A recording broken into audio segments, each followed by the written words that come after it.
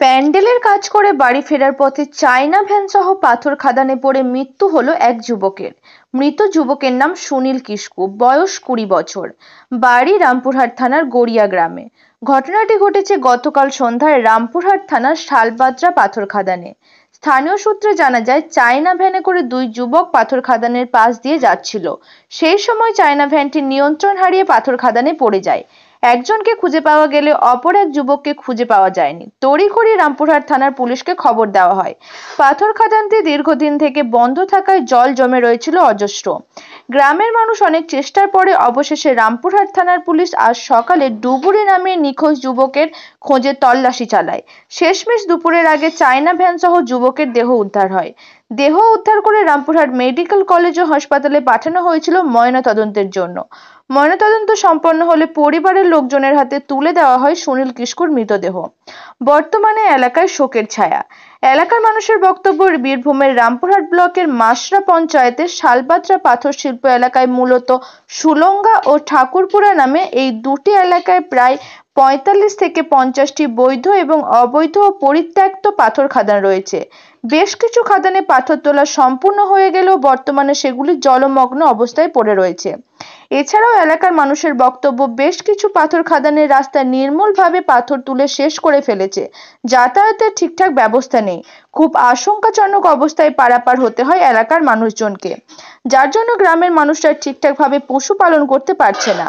গরু, মহিষ, ছাগল ফাঁকা মাঠে ছাড়তে ভয় করছে, যে কোনো মুহূর্তে পরিত্যক্ত খাদানগুলিতে পড়ে গিয়ে প্রাণ হারাতে পারে।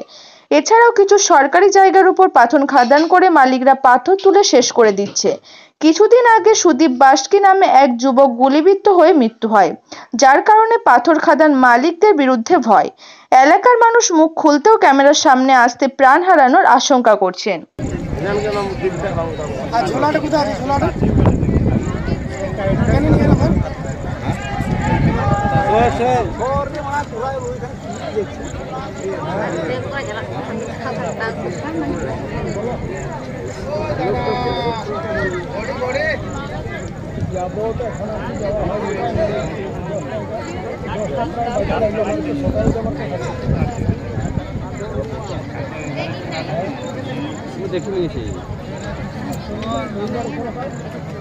बॉडी भी मैंने देखनी देखनी है बॉडी।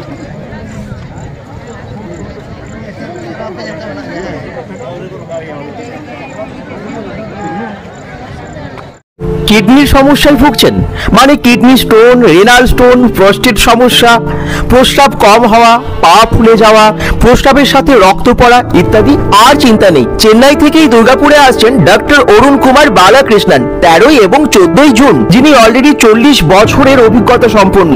শুধু তাই না, ডক্টর নবীনাথ মোহনজিও আসছেন। আপনারা যে কোনো সমস্যার জন্য আজই যোগাযোগ করুন স্ক্রিনে দেওয়া নাম্বারে, অথবা চলে আসুন ওম ডায়াগনস্টিক সেন্টারে, যেটা আছে Durgapur city centre, Bengal Ambuja housing কমপ্লেক্সে। এখানে প্রত্যেক মাসেই ডক্টর অরুণ কুমার বালাকৃষ্ণন এসে থাকেন। তবে এই জুন মাসের জন্য আপনারা আজই ফোন করে নাম নথিভুক্ত করে নিন।